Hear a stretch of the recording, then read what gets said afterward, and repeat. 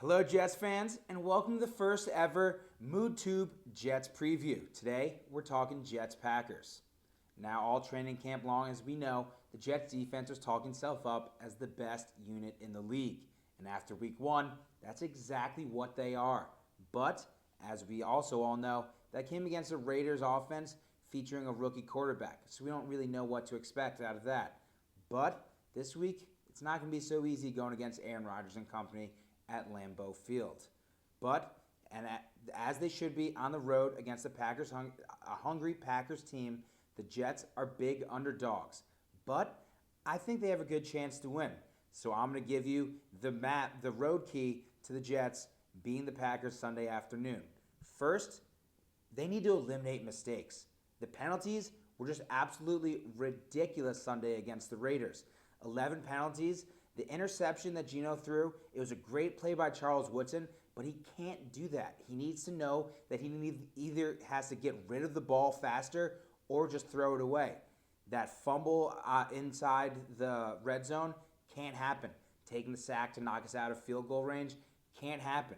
If the Jets are going to win this game, it needs to be a clean win. So let's see if they can do that. Next, we got to run that football. We're number one in the NFL of rushing after 1 week. The Seahawks were able to run for over 200 yards as well against the Packers last year. We've got to run this ball down the throat. Thunder and lightning it. Chris Ivory up the middle. Chris Johnson to the outsides. Let's make it another 200-yard rushing week. Third, we've got to stop Eddie Lacy. We're the number one rushing defense in the NFL. Let's keep it that way. Now, the Packers, they're a great all-around offense. But if we can take away Lacy and make them one-dimensional, then that gives us a better chance of stopping the pass. Because Rodgers can pick apart any defense, but without a running game to hold off the defensive line, then it's going to be hard for him to find time to get the ball to his open wide receivers.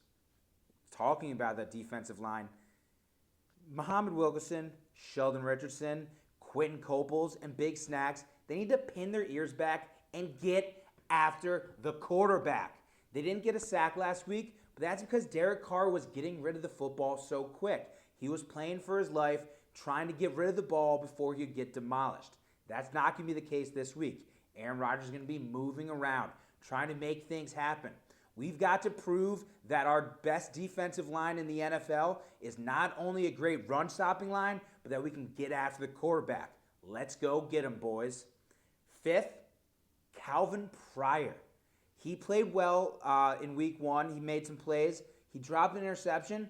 But this week, we need him to be an enforcer in the middle of the field.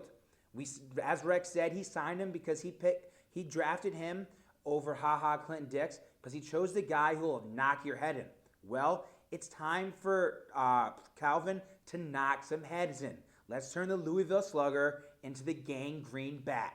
He's got to intimidate the Packers receivers from wanting to go across the middle. If he can do that, it'll make it a lot easier for Antonio Allen to cover Jordy Nelson on the outside and for Darren Walls to cover Randall Cobb. Yes, D. Milner's back, but Rex has already said he's not going to start. So we're not sure how much we're going to get to see out of him. But that's a big boost for this Jets secondary. So those are my 5 keys. Now for the big matchups of the game. Like I already mentioned, the first one is Jordy Nelson versus Antonio Allen. If Antonio Allen can do a good job of stopping Jordy Nelson, the Jets are going to win this game. That's how we get beat, is Jordy Nelson up the sideline. If Antonio Allen can prevent that by jamming him at the line and staying with him, I like our chances. And then, on the offensive side of the ball, it's our O-line versus Clay Matthews and Julius Peppers. We already know we're going to be able to run the ball in this Packers defense. The one thing we don't know is if we're going to be able to keep Clay Matthews and Julius Peppers from getting to Geno.